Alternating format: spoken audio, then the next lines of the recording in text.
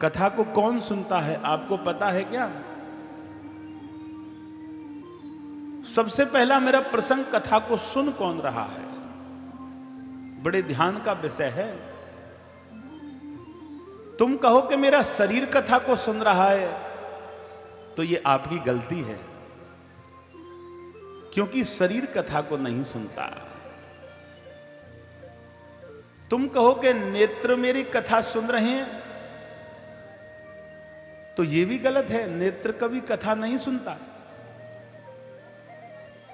अब तुम्हारे मन में विचार है कि अवश्य मेरे कान कथा सुन रहे होंगे, लेकिन कान तो चमड़ी से बना है, उसे कथा से क्या लेना देना है? तो कथा सुन कौन रहा है? सुनने वाला ऐसा कौन है जो कथा को सुन रहा है? कथा को सुनता एक मन है, ध्यान से सुनना। कथा को सुनता कौन है? मन। लेकिन मन भी अकेला नहीं सुनता मेरे प्रिय भक्तों, मन को भी आज्ञा देने वाला कोई और है। मन कथा को कब सुनेगा? जब कहीं से उसको आज्ञा मिलेगी। लेकिन आज्ञा उसको कौन दे रहा है? उसकी इच्छा। इच्छा की आज्ञा हुई और मन से कहा कि मन चलो कथा सुनते हैं। मन ने कहा कान तुम मेरी सहायता करोगे? कान कहने लगे क्या सहायता करनी है? कि तुम मेरे वाहन बन जाओ।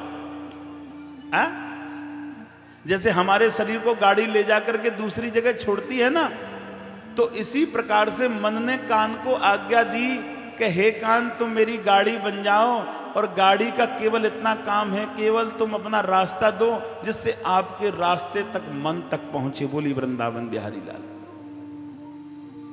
हाँ, अब तुम लोग कहोगे इच्छा ने आज्ञा मन को दी, मन ने कान से कहा, लेकिन इच्छाओं को भी आज्ञा देने वाला कोई बैठा है। बोली वृंदावन बिहारी लाल। इच्छा को आज्ञा कौन देता है? इच्छा को आज्ञा, अच्छा कभी कभी आज्ञा मिलती है चलो लड़ने चल रहे हैं, कभी कभी आज्ञा मिलती है कि चलो मदरा पीने चल रहे हैं, कभी कभी आज्ञा मिलती है दूसरे का धन लूटने के लिए चल रहे हैं। इन सबको आज्ञा देने वाला कौन है? गोस्वामी जी ने रामायण में बड़ा सुंदर लिख दिया है, और कितना सुंदर लिखा है कि कर्म प्रधान हो रामा, रामा रामा रामा, कर्म प्रधान विसुर चिराखा,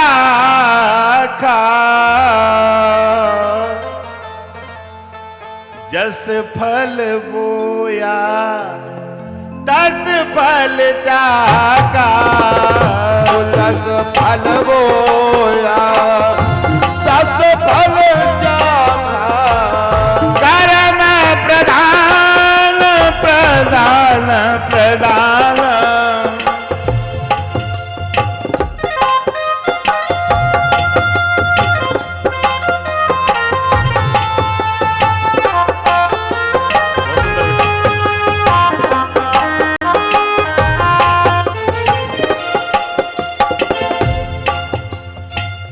कर्म प्रदान विसुर चिराखा, तस फल बोया तस फल जागा, ओ तस फल बोया तस फल जागा।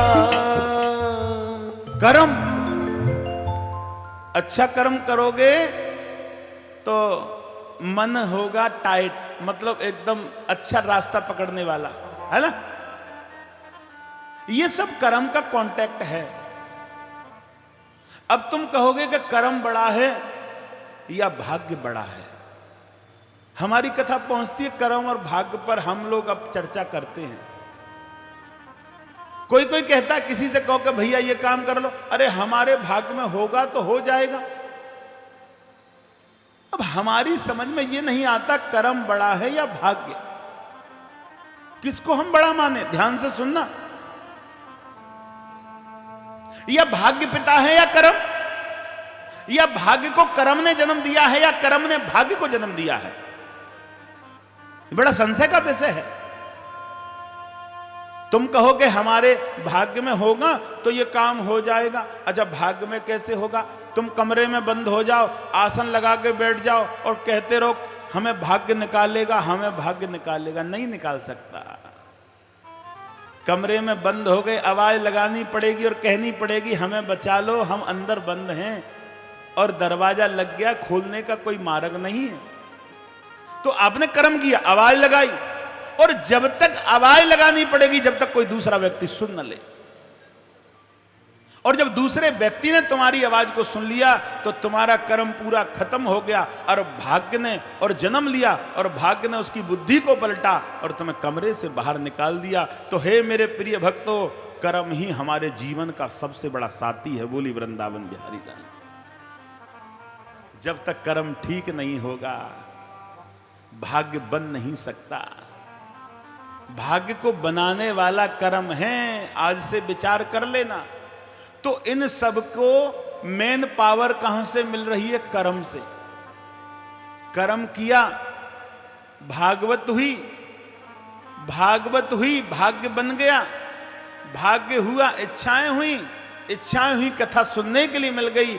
ये सब हमारा संस्कार अच्छे कर्मों से, और अच्छे कर्मों से मार्ग मिलता